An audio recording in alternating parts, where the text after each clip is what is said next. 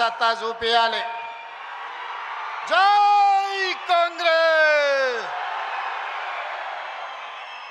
ధన్యవాదాలు మిత్రులారా. మిత్రులు, మీ అభిమాన నాయకుడు ఈనాడు రైతు ఆశీర్వాద సభ ఏర్పాటు చేసి నాతో పాటు మండలి చైర్మన్ గుత్తా సుఖేందర్ రెడ్డి గారిని, శాసనసభ స్పీకర్ గడ్డం ప్రసాద్ కుమార్ గారిని, వ్యవసాయ శాఖ మంత్రివర్యులు తుమ్మల నాగేశ్వరరావు గారిని, రెవెన్యూ శాఖ మంత్రివర్యులు పొంగులేటి శ్రీనివాసరెడ్డి గారిని, ఐటీ అండ్ ఇండస్ట్రీస్ మినిస్టర్ మిత్రులు దుద్దిల్ల శ్రీధర్ బాబు గారిని, ఖమ్మం జిల్లా ఇన్ఛార్జి మంత్రివర్యులు వాకిటి శ్రీహరి గారిని, ఆర్ఎండ్బి శాఖ మంత్రివర్యులు మిత్రులు కోమటిరెడ్డి వెంకటరెడ్డి గారిని, అదేవిధంగా ఖమ్మం జిల్లా పార్లమెంట్ సభ్యులు రఘురాం రెడ్డి గారిని, మహబూబాబాద్ పార్లమెంట్ సభ్యులు బలరాం నాయక్ గారిని, రాజ్యసభ సభ్యులు వేం నరేందర్ రెడ్డి గారిని, ప్రభుత్వ విప్ ఆది శ్రీనివాస్ గారిని, మరో ప్రభుత్వ విప్ డాక్టర్ రామచంద్ర నాయక్ గారిని, సీనియర్ శాసన సభ్యులు పాయం వెంకటేశ్వర్లు గారిని,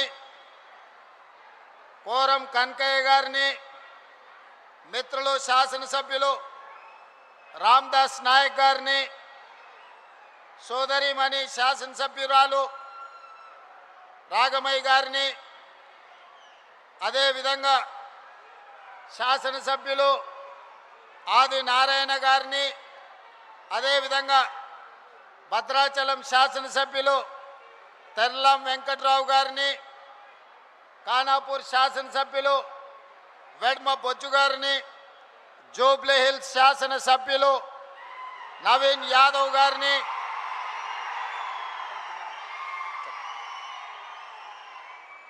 అదేవిధంగా శాసన మండలి సభ్యులు శంకర్ నాయక్ గారిని, ఈర్లపల్లి శంకర్ గారిని, అదేవిధంగా శాసనసభ్యులు మనోహర్ రెడ్డి గారిని, మరో శాసనసభ్యులు నాగరాజు గారిని, ఈనాడు తెలంగాణ రాష్ట్ర నలుమూలల 10 సంవత్సరాలు నిరంతరంగా ఎదురుచూసిన ప్రతి కుటుంబానికి రేషన్ కార్డు 3,28,00,000 మందికి ఈనాడు సన్న బియ్యాన్ని అందిస్తున్న సాగునీటి పారుదల శాఖ మంత్రివర్యులు పెద్దలు ఉత్తమ్ కుమార్ రెడ్డి గారిని, వివిధ కార్పొరేషన్ల చైర్మన్లను, ప్రభుత్వ అధికారులను, ప్రాణ సమానులైన ఖమ్మం జిల్లా రైతాంగం వేలాదిగా వచ్చి మీ అభిమాన నాయకుడు నా ఆప్త మిత్రుడు బట్టి విక్రమార్క గారు ఏర్పాటు చేసిన ఈ సభను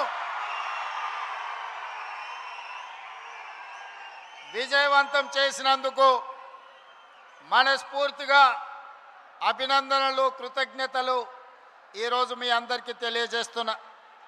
మిత్రులారా, ఈనాడు మేము హెలికాప్టర్లో పైనుంచి వస్తున్నప్పుడు కిందికి చూస్తే చీమల దండై ఈనాడు ఉప్పెనగా మీరందరూ ఈ జగన్నాథపురం చింతకాని మండలం మధిర శాసనసభ నియోజకవర్గంలో ప్రజాపాలనను ఆశీర్వదించడానికి విచ్చేస్తుంటే నా గుండె పులకించిపోయింది.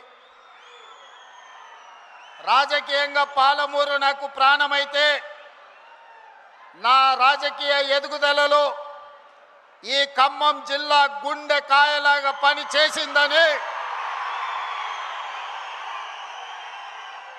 ఆ గుండె ఈనాడు పులకించిందని నేను గర్వంగా మీతో పంచుకోదలుచుకున్నా. మిత్రులారా, 10 సంవత్సరాల రాక్షస పాలన, ఆనాడు నేరెళ్లలో దళితులను లారీల కింద ఇసుక మాఫియా తొక్కించినప్పుడు గిట్టుబాటు ధర అడిగిన గిరిజనులని ఖమ్మం జిల్లాలో బేడీలు వేసినప్పుడు, ఉద్యోగాల కోసం నిరుద్యోగ యువకులు పోరాడితే లాఠీలను తూటాలను పేలుస్తున్నప్పుడు శాసనసభలో ప్రతిపక్ష నాయకుడిగా బట్టి విక్రమార్క గారు, కాంగ్రెస్ పార్టీ అధ్యక్షుడిగా పిసిసి అధ్యక్షుడు హోదాలో నేను ఆనాడు పాదయాత్ర చేపట్టి తెలంగాణలో నలుమూలలు తిరిగినాం. సరిగ్గా జూలై మాసం 2023 నాడు ఖమ్మం పట్టణంలో ఒక అద్భుత సన్నివేశం జరిగింది. ఆనాడు ఆదిలాబాదులో మొదలైన మిత్రులు బట్టి విక్రమార్క గారి పర్యటన ఖమ్మం జిల్లాలో ముగింపు సందర్భంగా మిత్రుడు, మీ అభిమాన నాయకుడు, సోదరుడు పొంగులేటి శ్రీనివాసరెడ్డి గారు కేసీఆర్ను, బీఆర్ఎస్ పార్టీని 100 అడుగుల గోతి తీసి పాతి పెట్టడానికి కంకణం కట్టుకొని ఇక్కడి నుంచి కూతవేటు దూరంలో ఆనాడు సమావేశాన్ని ఏర్పాటు చేసి మన అభిమాన నాయకుడు, కాబోయే భారత ప్రధాని రాహుల్ గాంధీ గారిని ఆహ్వానించినప్పుడు ఈ ఖమ్మం జిల్లా ప్రజలు లక్షలాదిగా ఉప్పెనై కమ్మేసి ఆనాడు బీఆర్ఎస్ను బొందబెట్టిన మాంతు జూలై మాసం 2023 సరిగ్గా 36 నెలలు పూర్తి చేసుకున్న సందర్భంగా ఇదే జూలై మాసం 2026 నాడు చింతకాని మండలంలో మళ్ళీ ఆశీర్వాద సభ పెడితే వేలాదిగా మీరు ఉప్పెనై కమ్మేసి బీఆర్ఎస్ను మలక ఎత్తనీయము. ఖమ్మం జిల్లాలో బీఆర్ఎస్ అనే పదము నిషేధించబడ్డది. ఈ ఖమ్మం జిల్లాలో ఈ విషపు మొక్కను మళ్ళీ మొలకెత్తనీయమని ఈనాడు ఒట్టేయడానికి విచ్చేసిన మా ఖమ్మం రైతాంగానికి మనస్ఫూర్తిగా నేను కృతజ్ఞతలు తెలియజేస్తున్నా. మిత్రులారా, ఇవాళ ఈ సభ ఆషామాషి సభ కాదు. ఈ సభ పరిపాలనకు సంబంధించిన సభనే కాదు, భవిష్యత్ ప్రణాళికలను రచించుకొని తెలంగాణ రాష్ట్రం 4 కోట్ల ప్రజలు ఏ దిశగా, ఏ వైపున రాబోయే శాసనసభ ఎన్నికల్లో తీర్పు ఇయ్యబోతున్నారో మిమ్మల్ని అందరినీ చూసిన తర్వాత నాకు అర్థమయ్యింది. చాలామంది మీడియా మిత్రులు ఈడ ఉండొచ్చు, లేదా హైదరాబాదు నగరంలో ఉండి చూస్తున్న మీడియా మిత్రులకు నేను ఒక అంశాన్ని గుర్తు చేయదలుచుకున్నా.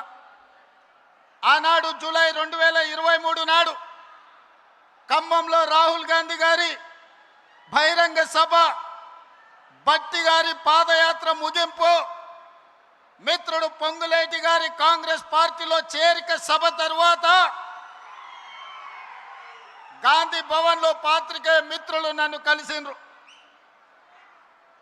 వాళ్ళతో చర్చాగోష్ఠి జరిగినప్పుడు కాంగ్రెస్ పార్టీకి ఉప ఎన్నికల్లో డిపాజిట్లు రావడం లేదు, భారతీయ జనతా పార్టీ వేగంగా వస్తుంది, బీఆర్ఎస్ కేసీఆర్ మాయ మాటలు మూటలతో ఎన్నికలకు వస్తున్నాడు, ఆ మాయ మాటలకు బీఆర్ఎస్ ఎన్నికల్లో పెట్టే మూటలను మీరు ఎట్లా తట్టుకొని ఎన్నికల్లో మీరు గెలుస్తారని నన్ను అడిగారు. ఆనాడు నేను ఒక్క మాట స్పష్టంగా చెబితే గుర్తుండదని పెద్దలు ఒక మాట చెప్పిండ్రు, సౌ బక్నా ఏక్ లిఖ్నా అని. ఆ మీడియా మిత్రులకు నేను ఒక మాట చెప్పిన, మీరు కాగితం తీసుకొని రాయండి, సీల్డ్ కవర్లో పెట్టండి, డిసెంబర్ ఎన్నికల తర్వాత ఫలితాలు వచ్చినప్పుడు నేను చెప్పింది నిజమా కాదా తెరిచి చూడండి. ఈరోజు నేను చెబుతున్నా అని ఆనాడు ఒక మాట చెప్పిన. మీడియా మిత్రులకు నేను ఇవాళ గుర్తు చేయదలుచుకున్నా. ఖమ్మం మీడియా మిత్రులు, హైదరాబాద్ గాంధీ భవన్ మీడియా సోదరులను మీరు అడిగి తెలుసుకోండి నేను చెప్పింది నిజమా కాదా. ఆనాడు నేను ఒక మాట చెప్పిన, రాబోయే ఎన్నికల్లో ఖమ్మం సభ చూసిన తర్వాత కాంగ్రెస్ పార్టీకి 65 ఎమ్మెల్యేలు గెలుస్తారు, సిపిఐ పార్టీ 1 సీటు గెలుస్తుంది, బీజేపీ 8 నుంచి 9 సీట్లు గెలుస్తాయి, ఎంఐఎం 7 లేక 6 సీట్లు గెలుస్తాయి, మిగిలినవి మాత్రమే కేసీఆర్ భజన పరులు గెలుస్తారని నేను చెప్పిన. డిసెంబర్ 3, 2023 నాటి ఫలితాలు 64 సీట్లు కాంగ్రెస్ పార్టీ గెలిచింది, 1 సీటు సిపిఐ గెలిచింది. కానీ ఆ తర్వాత 1 సీటు తగ్గితే ఉప ఎన్నికల్లో తెలంగాణ ప్రజలు 2 సీట్లు ఇచ్చిండ్రు. గణేష్ని కంటోన్మెంట్లో గెలిపించిండ్రు, నవీన్ యాదవ్ను జూబ్లీహిల్స్ గెలిపించి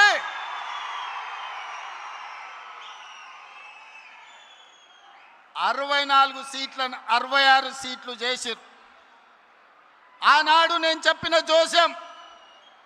ఆ తర్వాత పార్లమెంట్ ఎన్నికలు వచ్చినప్పుడు సూటిగా చేవెళ్ళ గడ్డ మీద నుంచి సవాలు విసిరిన, కేసీఆర్ రాసి పెట్టుకో, పార్లమెంట్ ఎన్నికల్లో నీకు గుండు సున్నా, నీకు పంగనామాలు పెట్టిస్తే తెలంగాణ ప్రజలతోనని. పార్లమెంట్ ఎన్నికల్లో చెప్పింది చేసినాం, బీఆర్ఎస్కు గుండు సున్నా ఇప్పించినాం తెలంగాణ ప్రజలతోటి. సర్పంచ్ ఎన్నికల్లో 2/3 మెజారిటీ గెలుస్తామని చెప్పినాం. మున్సిపల్ ఎన్నికల్లో 85-90% గెలుస్తామని చెప్పినాం.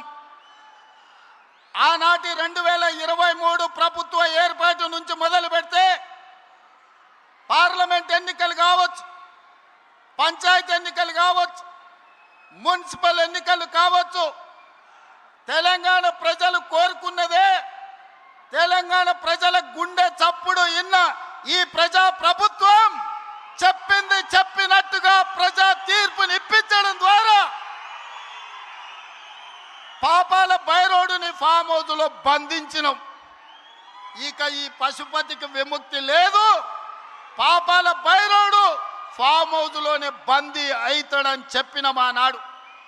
ఇవాళ మీడియా మిత్రులారా రాసుకోండి, ఖమ్మం జిల్లా చింతకాని మండలం వేదికగా లక్షలాది మంది ఖమ్మం బిడ్డల సాక్షిగా భవిష్యత్తు చరిత్రను, జరగబోయే కురుక్షేత్రాన్ని ఈ వేదిక నుంచే నేను చెప్పదలుచుకున్నా. కౌరవ వంశాన్ని సర్వం తెలంగాణ గడ్డ మీద నుంచి తొలగించే వరకు, కౌరవ వంశం అంటే కల్వకుంట్ల కుటుంబం, ఈ కల్వకుంట్ల కుటుంబాన్ని తెలంగాణ గడ్డ మీద రాజకీయ ముఖ చిత్రం నుంచి పాతాళానికి తొక్కే వరకు కాంగ్రెస్ పార్టీ కార్యకర్తలు విశ్రమించరు, ఒక్క క్షణము రెస్ట్ తీసుకోరు అని నేను మాట ఇస్తున్నా. మీడియా మిత్రులారా, ఈనాడు కేంద్రంలో జరుగుతున్న రాజకీయ పరిణామాలు మనం చూస్తున్నాం.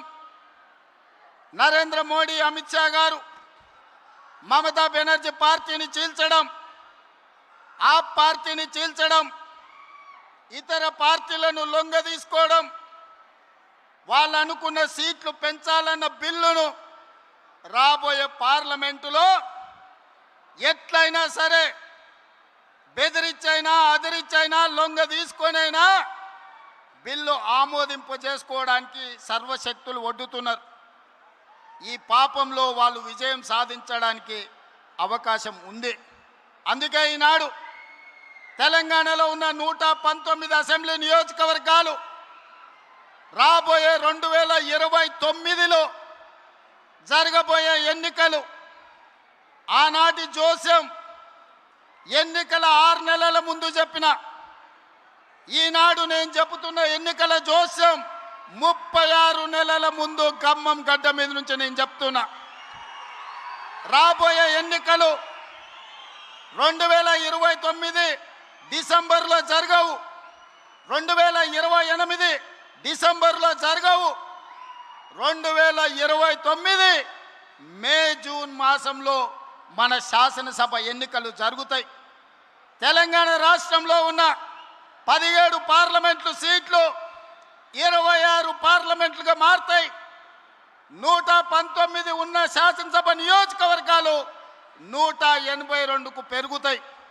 ఈరోజు చెప్తున్నా 182 శాసనసభ నియోజకవర్గాలలో 117 సీట్ల పైన గెలిచి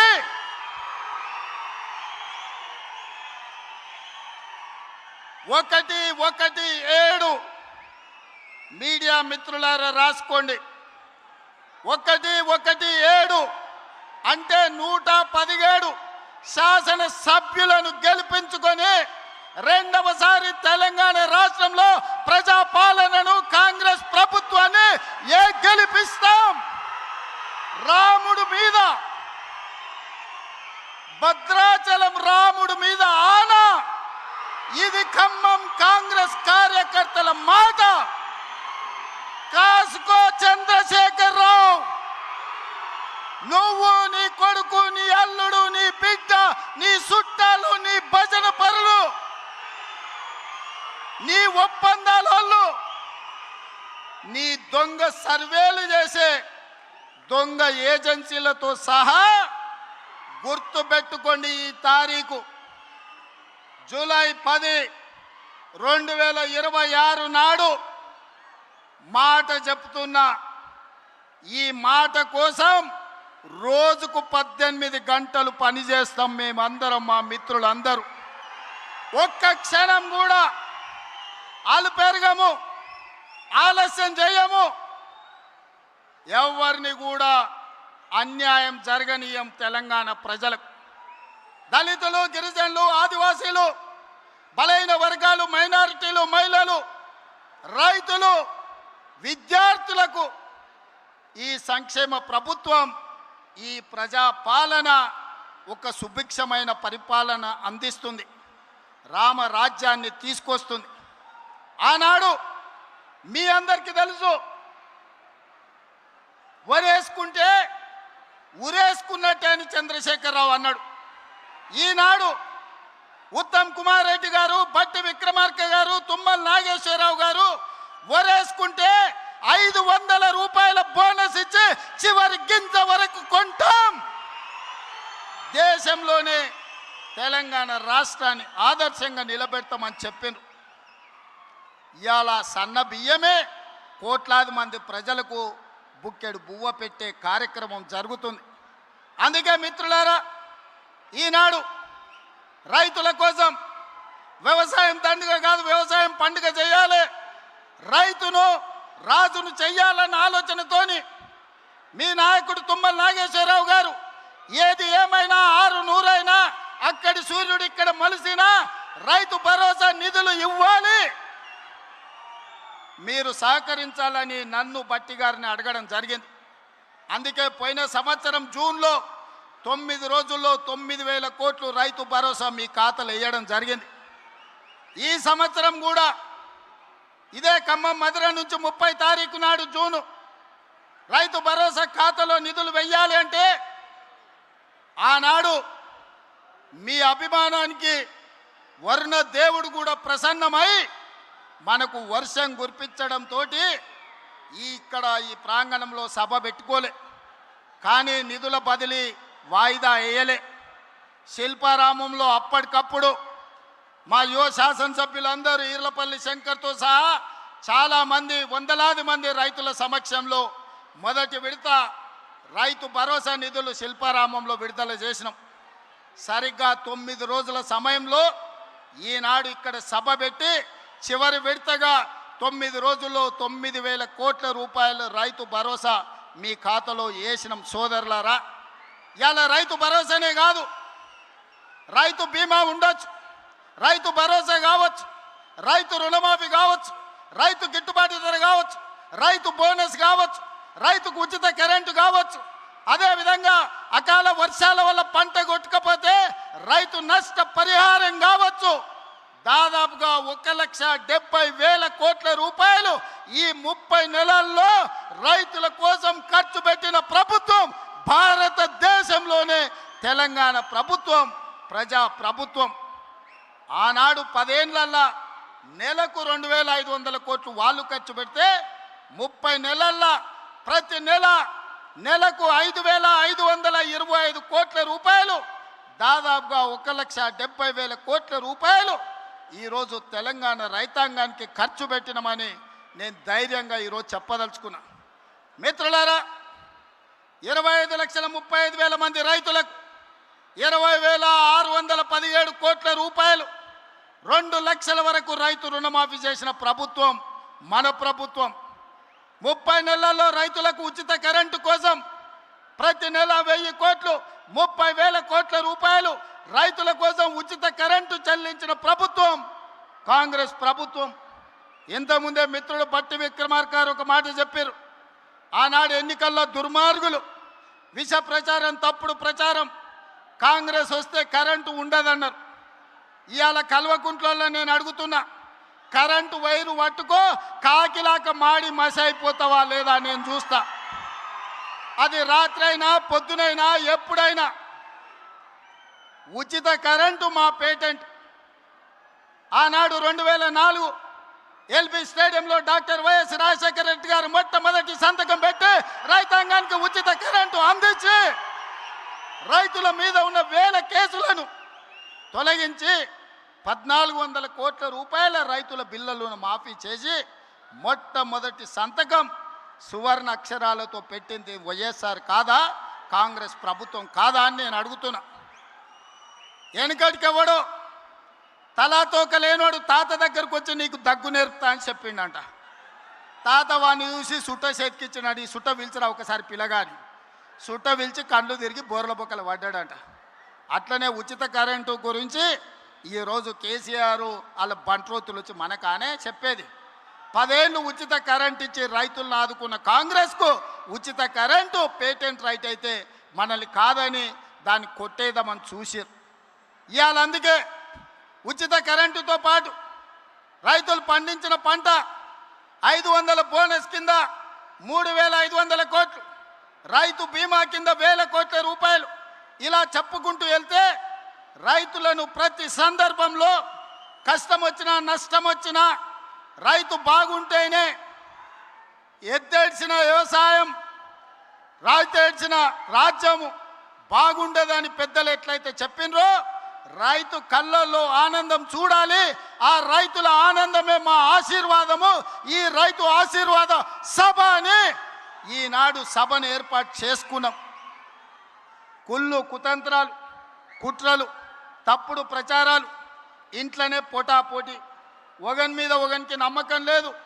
వాడిని చూస్తే వీడు, వీడిని చూస్తే వాడిని నమ్మడు. వాడో గుంపు వీడో గుంపు, ఈ గుంపులలో గిల్లి కజ్జాలు. మన కన్నెపల్లి పోయిండు, మేడిగడ్డల నీళ్లు నింపండి కన్నెపల్లి ఎత్తండి. అరే బుర్రత కూడా, ఒకవేళ మేడిగడ్డల గేట్లు దించి నీళ్లు నిలబెడితే మేడిగడ్డ ఇప్పటికే కుంగిపోయింది. రేపు తెగిపోతే భద్రాచలం రాముడే ఉండర్రా, 44 ఊర్లు ఖమ్మం జిల్లాలో కొట్టుకోపోతే దుర్మార్గుడా. నీ లుచ్చ రాజకీయాల కోసం మేడిగడ్డ నింపాలి, భద్రాచలం కొట్టుకుపోయేటట్టు చెయ్యాలని అని అడిగితే నోట్లో మాట లేదు. తెల్లారే వాళ్ళ బావ వచ్చిండు. ఇక ఈ బామ్మార్దులు వెనుకడికి ఎవడో ఉన్నాడంట. బామ్మార్ది తపస్సు చేసిండు. రాజ్యంలో రాజును ఎట్లయినా తండ్రి రాజ్యం ఇస్తలేడు, తండ్రిని కానేసి రాజ్యంను ఏలుకోవాలని పెద్ద మర్రి చెట్టు ఎక్కి తపస్సు కూర్చున్నాడు. బామర్ది మా అయ్య ఓవాలి, నాకు అధికారం రావాలని కఠోరమైన తపస్సు చేసిండు. ఆ తపస్సుకు దేవుడు ప్రత్యక్షమయ్యే పరిస్థితి వచ్చింది. బావకు తెలిసింది బ్రహ్మదేవుడు వచ్చేటట్టే ఉండు, బామ్మార్దికి వరం ఇచ్చేటట్టే ఉండని. మళ్ళీ నేను బయట ఉంటే ఆగమైతాని వాడొచ్చి చెట్టు కింద కూర్చున్నాడు, ఏర్ల కాడ ఊడల కాడ. దేవుడిగా బయలుదేరిండు. మొదట బామ్మర్ది దగ్గరకు వచ్చిండు. ఈ లోపల బామ్మర్దికి తెలిసింది కింద బావ కూడా కూర్చున్నాడు, తపస్సు చేస్తుంది, దేవుడు ఆడుకోతాడని. వీడికి అసలే మిడిమిడి జ్ఞానం, తెలివి తక్కువడు. కిందల పడేది తెలియదు, కీసల పడేది తెలియదు. అందుకే దేవుడు రాగానే ఆలోచన చేసిండు, ఏమడిగినా మా బావగాడు తెలివి కల్లోడు ఎక్కువ అడుగుతాడేమని, స్వామి వస్తే వచ్చినావు కానీ ఓ పని చేయి, నాకు వరం ఇవ్వాలంటే నాదో కన్ను ఓడు అని అన్నాడట. అదేంటంటే నేను మళ్ళీ చెప్తా కానీ స్వామి నువ్వు అయితే మొదలు కన్ను ఓడు అని. సరే వీడు ఇంత కఠోరమైన దీక్ష చేసిండు, కన్ను ఓడడం అంటే నాదేం పోయిందని వాని కంట్లో ఏలు పెట్టి పొడిచిండు, వాని కన్ను పోయింది. కిందికి బావ దగ్గరికి వచ్చిండు, మరి నీ సంగతి చెప్పని. వాడు అనుకున్నాడు మా బామ్మార్ది గాడు ఏమేమి అడిగిండో నాకు తెలియదు, ఓ పని చేయి స్వామి, మా బామ్మార్ది అడిగిన దానికి నాకు డబల్ అని అడిగిండంట. ఆలోచన చేసుకో అని చెప్పిండు. ఇక లేదు స్వామి ఆలోచన లేదు గీలోచన లేదు, మా బామ్మార్దికి ఇచ్చిన వరానికి నాకు డబల్ వరం ఇవ్వమని. సరే మంచిదని వాడిని 2 కళ్ళల్లో ఒడిచిండు. బామ్మార్ది గానికి 1 కన్ను లేదు, బావకు 2 కన్ను లేవు. ఇక ఊరు మీద ఓట్లు అడుక్కోవాలంటే ఏం చేయాలి? ఈ బావని బామ్మార్ది భుజాల మీద ఎక్కించుకొని ఖమ్మం సితకాని మండలంలో మన సభ ముందు పల్లి బఠానీలు అమ్ముకోనికి వచ్చారు. ఇది బావ బామ్మార్దుల స్టోరీ. బావెవడో మీకు తెలుసు కదా, తాటి చెత్త అంతా పెరిగిండు కానీ తలకాయలో చింతకాయ అంతా కూడా తెలియలేదు. బామ్మార్ది ఎవడో మీకు తెలుసు కదా, సోంబేరిగాడు. సాయంత్రం అయితే పబ్బులు, పొద్దుటిపూట పోతే గప్పు పనులు. ఇంతకు మించి ఏమైనా చేసిండా? వీళ్ళు కాంగ్రెస్ను ఓడిస్తాం, కాంగ్రెస్ రేవంత్ రెడ్డి సర్వే చేసుకుంటే మేం గెలుస్తున్నామని వచ్చిందని మాట్లాడుతున్నాం. అన్నం తినేటోడు ఎవడన్నా ఎన్నికలు ఎన్నడు ఉంటాయో తెలియకుండా, ఎవడు పోటీ చేస్తాడో తెలియకుండా, ఏ రిజర్వేషన్ ఉంటుందో తెలియకుండా, ఎన్ని సీట్లు పెరుగుతాయో తెలియకుండా, ఎన్నికలలో ఏం చెప్తామో తెలియకుండా ఎన్నికల సర్వేలు చేసి ఎవడు గెలుస్తాడో నిర్ణయిస్తాడంట. జూబ్లీహిల్స్లో గిట్లనే చెప్పిండు, సర్వే చేసినాం గెలుస్తున్నాం, ఇది రెఫరెండం అని. ఏమైంది? జూబ్లీహిల్స్లో బండకేసి కొట్టిండ్రు. ఇగో గీనే నవీన్ యాదవ్ ఉన్నాడు 25,000 ఓట్లతో గెలిచి.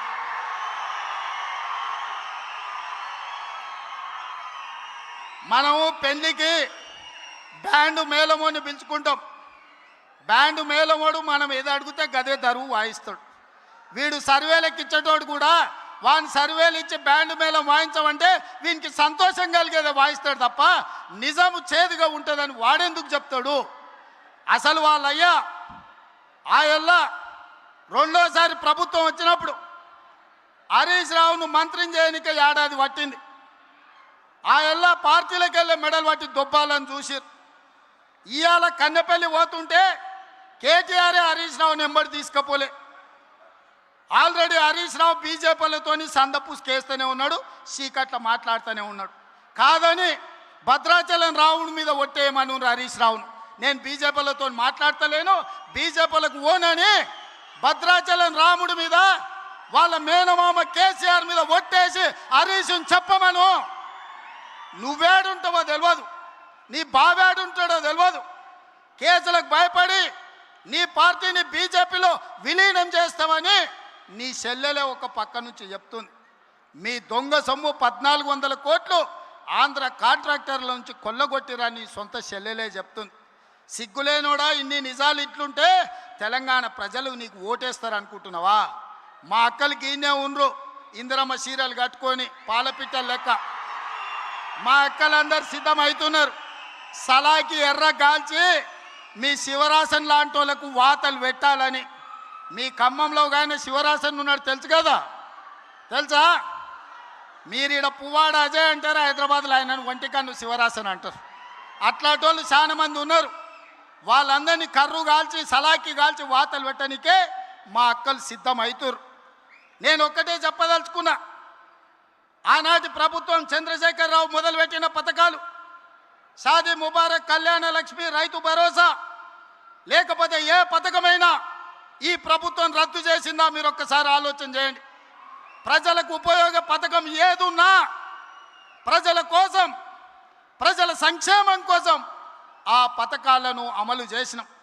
ఆయన రైతు బంధు అంటే సంవత్సరానికి 10,000 అంటే, మీ తుమ్మల గారు బట్టి గారు రైతు భరోసా పేరు మీద 2000 పెంచి సంవత్సరానికి 12,000, 30 నెలల 36,135 కోట్ల రూపాయలు రైతు భరోసా పథకాన్ని కొనసాగిస్తలేమా? ఆనాడు డబుల్ బెడ్రూమ్ ఇళ్ళని ఆనా పిల్లల కోట శ్రీనివాసరావు కథలు చెప్పినట్టు కోడిని పైన కట్టి సద్దన్నం కింద తింటే ఈ డబుల్ బెడ్రూమ్ జోల్ని చెప్పి మనల్ని మోసం చేస్తే మీ అభిమాన నాయకుడు పొంగులేటి శ్రీనివాసరెడ్డి ఇందిరమ్మ ఇండ్లు మొదటి విడత 4.5 లక్షలు, రెండో విడత 2.5 లక్షలు, 7 లక్షల ఇండ్లు కట్టి మీ ఖమ్మం జిల్లాలోనే గిరిజన సోదరుల మధ్యన గృహ ప్రవేశాలు చేసింది నేను కాదా? మీ అభిమానంతో నన్ను ఆదరించింది నిజం కాదా? సన్న బియ్యం భద్రాచలంలో పాయలం వెంకటేశ్వర గారి కాన్స్టిట్యున్సీలో గిరిజనుడి ఇంట్లో సన్న బియ్యంతో బుక్కెడు బువ్వ నేను వచ్చి తినిపోలేదా? ఈ పథకాలన్నీ లేవా? ఆనాడు వాళ్ళు రేషన్ కార్డులు ఇవ్వలే. ప్రతి పేదవాడికి ఈనాడు రేషన్ కార్డు ఇచ్చినాం.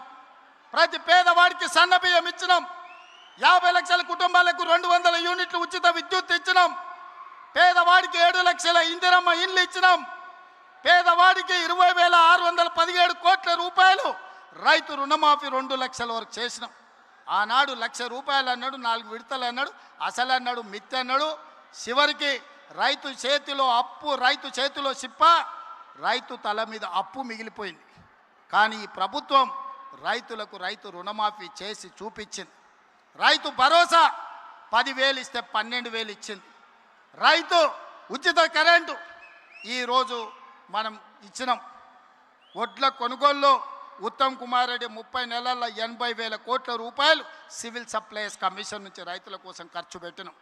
తెలంగాణ ఉద్యమమే 69 తొలి తెలంగాణ ఉద్యమం, పాల్వంచలో తెలంగాణ ఉద్యమం ఖమ్మం జిల్లాలో పుట్టింది.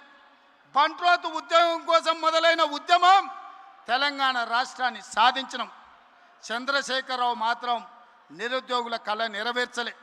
ఈనాడు మొదటి సంవత్సరంలో 67,717 ప్రభుత్వ ఉద్యోగ ఖాళీలు భర్తీలు చేసి ఇంజనీర్లను, డాక్టర్లను, నర్సులను, పోలీసులను వివిధ శాఖల్లో ప్రభుత్వ ఉద్యోగాలు మనం భర్తీ చేసినాం.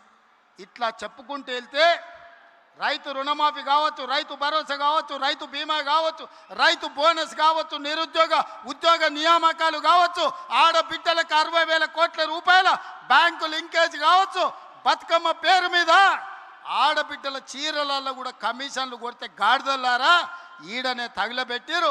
మీరు ఇచ్చిన చీరలు పిట్టలను బెదిరించనిక పొలాలకు కట్టిరా అన్నాడు. కానీ ఇవాళ గాడ మా అక్క కనిపిస్తుంది పాలపిట్ట రంగు, కెమెరాకి అక్కడ తిప్పుర్రా. మా అక్క పాలపిట్ట రంగు చీర కట్టుకొని వచ్చి షై పైకి ఎత్తింది చూడు. ఇంటాయన కూడా అరే మా ఆమె ఎంత అందంగా ఉందా పాలపిట్ట చీరలు అనుకునే పరిస్థితి. మా అక్క కలకలలాడుతుంది. ఈ తమ్ముడు పండుగ పూట పెట్టిన చీర సారె కింద మా అక్కలు కట్టుకొని ఇవాళ నన్ను ఆశీర్వదించడానికి వచ్చారు. ఆర్టీసీలో ఆడబిడ్డలకు ఉచిత బస్సు ప్రయాణం 30 నెలల ఆడబిడ్డల కోసం 11,000 కోట్ల రూపాయలు ఖర్చు పెట్టి ఏ ఒక్కరు కూడా అమ్మగారింటికి పోయినా, అమ్మవారిని దర్శించుకున్న, రాములోరి దగ్గరికి పోయినా అనా పైసలు లేకుండా ఈరోజు ప్రయాణం చేస్తురా లేదా మా అక్కల్ని అడుగురి. అక్క కెమెరా మీద కనిపించేటోళ్ళు చెప్పురి, బస్సులు ఎవరన్నా రూపాయి అడిగినరా? 2 రోజుల్లోనే ముఖ్యమంత్రి అయినప్పుడు చెప్పిన మీరు బస్సు ఎక్కుండ్రి, కావాల్సిన దగ్గర దిగుండ్రి, ఎవడన్నా మీరు కిరాయి అడిగితే మీ తమ్ముని ఫోటో చూపించుండ్రి, మా తమ్ముడు పట్నం వాళ్ళు ఉన్నాడు బస్ కిరాయి తెచ్చుకోపో అని. 30 నెలల్లో ఎప్పుడన్నా అడిగినరా అక్క? ఇది 1000 మెగావాట్ల ఉచిత విద్యుత్ యజమానులను చేసినాం. 1000 బస్సులకు ఉచిత ప్రయాణం కాదు, 1000 బస్సులకు మా ఆడబిడ్డలను యజమానులను చేసినాం. పెట్రోల్ బంకులు పెట్టించినాం. శిల్పారామం దగ్గర 1000 కోట్లతోని మా ఆడబిడ్డలకు స్థలం ఇచ్చి వాళ్ళ ఉత్పత్తులను అమ్ముకునేటట్టు చేసినాం.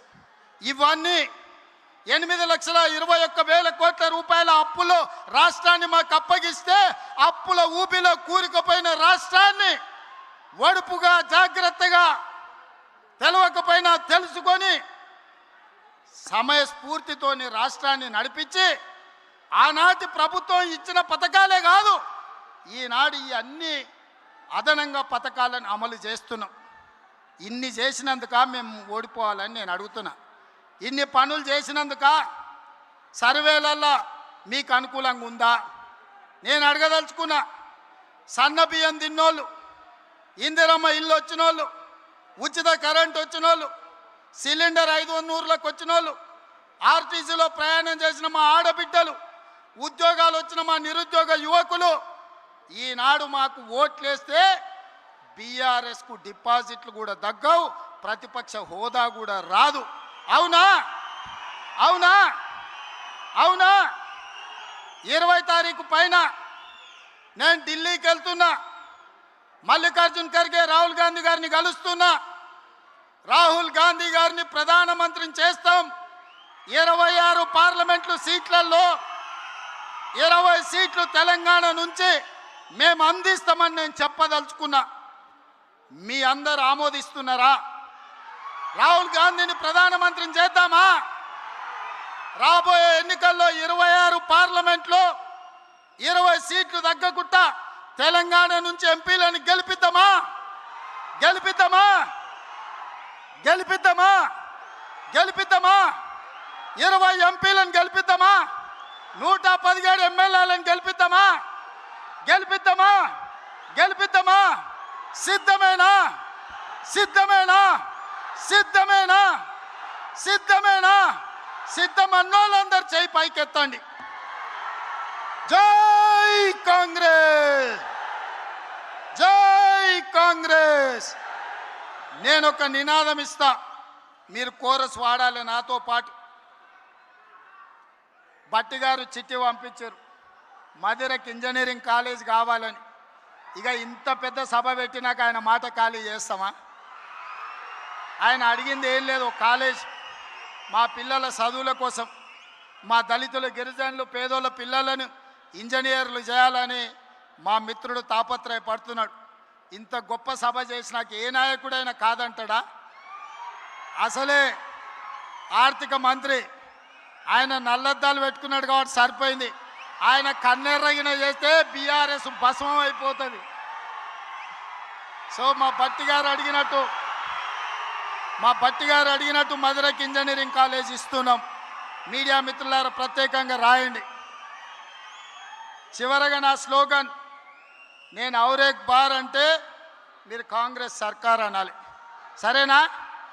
సరేనా? సరేనా? ఔరేక్ బార్! ఔరేక్ బార్! ఔరేక్ బార్!